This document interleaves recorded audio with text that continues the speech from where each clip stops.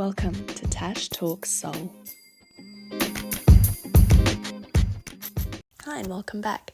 In my last episode about the Schumann resonance and the Earth's heartbeat, I mentioned that I was going to record an episode about what is currently happening for us astrologically, I suppose, everything that's going on. And to begin with, I want to start by talking about the solar flares that have been happening recently.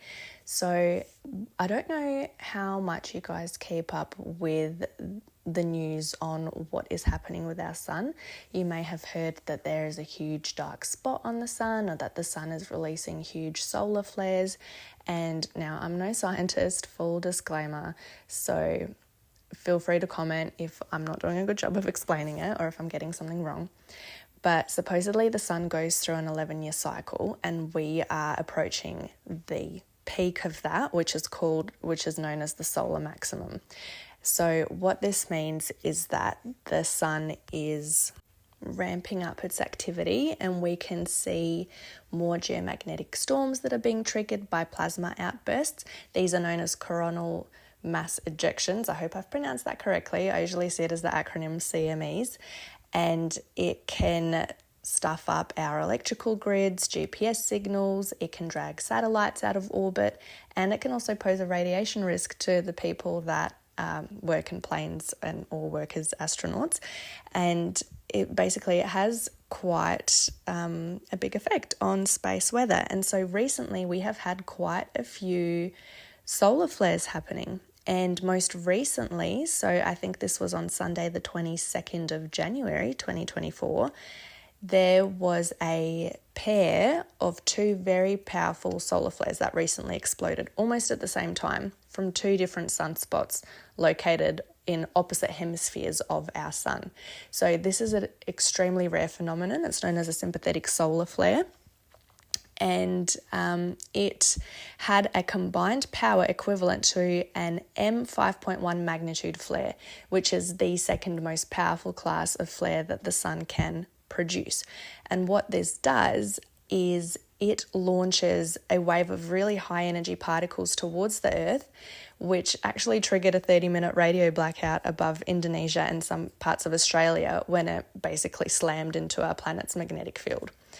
They can solar flares can also they can cause fast-moving clouds of magnetized plasma into space, which is the CMEs that we just talked about, which can also impact Earth and then trigger geomagnetic storms that create colourful auroras. So I think we all know what an aurora is, the colourful light displays. So that is caused by solar flares. And so it makes sense then to think if there are such impacts of solar flares, these bursts of radiation from the sun, these explosive events, that they have this effect on our planet, logically you'd think, well, what effect is that having on us as people? Now, some people report that they feel a bit sick or they have headaches following solar flares, but there hasn't been much research to connect these links. Basically, it's from a scientific standpoint, there's not anything to worry about. They're not going to damage you, but sometimes people do report feeling a little bit off, can feel a bit low mood, fatigued, headachy, dizzy, not feeling great, a little bit flat, can have trouble sleeping. It's a big shift in energy, and it makes sense that people may well be affected by a sudden burst of radiation and a sudden shift in energy in our atmosphere.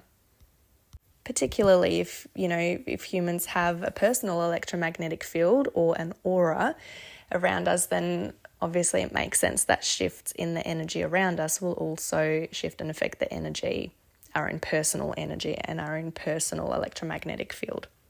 So in addition to these solar flares that have been happening, quite strong solar flares, we are also gearing up for our first full moon of 2024, which is happening on the 26th, and it is a Leo full moon. So full moons, there's a lot of anecdotal stories about if you work in a hospital or in a police station, then there's a lot more activity on a full moon. I know people that work in those fields that have confirmed this, but studies supposedly actually do not show any uptick in activity in admissions or anything like that. So it's purely anecdotal, but take it or leave it, whatever. But I know personally for myself, I definitely feel the energies of a full moon when it's happening. There just seems to be this tension in the air and things just seem to come up. There seems to be more conflict around this time. People seem to be more easily triggered, more easily overwhelmed. It's an emotional time. I mean, some people I think are more sensitive to the moon than others. I personally found the new moon this year to be particularly full on as well, so I don't know what's going on with that, but very unusual energies, I suppose. But typically full moons are associated with releasing, processing what's coming up and releasing, letting go, purging, cleansing, getting ready for the month ahead. This particular Leo full moon encourages boldness and honesty in expressing your feelings, particularly in matters of the heart. So it's it's associated with passion, creativity, self-expression. And so a full moon in Leo can be seen as an amplification of these sorts of energies. And the moon itself symbolizes emotion, intuition, your inner self, your subconscious. And when you look at it through the lens of the dramatic and expressive Leo, it suggests that this may be a time where emotions might become more intense, more expressive. So don't know if you believe in all that astrological stuff. Some people do. I enjoy reading it. I don't personally take too much stock in it myself, but I do enjoy reading it and seeing whether or not it applies to my life. And sometimes it does apply and other times not so much, but I like reading it anyway. So that's coming up. Now, on top of that, while on the theme of astrological influences, Pluto has entered Aquarius, which is a bit of a big deal astrologically. So Pluto goes into Aquarius only every 248 years. So the fact that it's happening right now and during such a crazy time as well seems like a big deal. So Pluto represents everything that exists underneath the surface. So things that are buried deep, hidden agendas, systemic oppression, the pressure that builds up on a subconscious level, on a deeper level, and then what happens when that pressure gets released. So Pluto's about truth and power, peeling back layers and identifying who's really in charge, what's really at stake, the truth of what's really going on and truth coming to light. So the last time that Pluto was in Aquarius was in 1778 to 1798. So the foundation for revolution, change, transformation, and which impacts generations to come. So the last time this happened, the French Revolution and the Irish Uprising took place during these years. So big times of change for us collectively.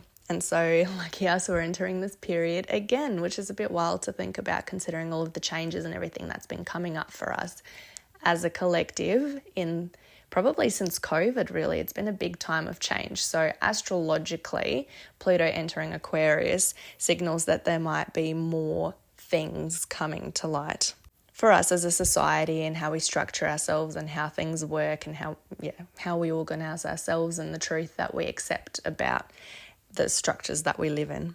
So big changes on a societal level. And so in addition to that, Jupiter's forming a square with the moon, which serves as an amplifier of everything that we just talked about, just gets amplified.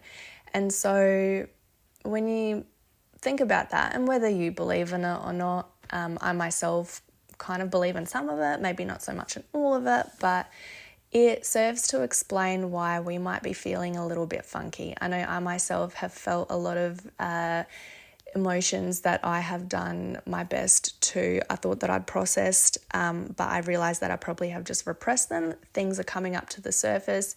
Things and patterns that typically trigger me are coming up to the surface for me to look at, buried emotions.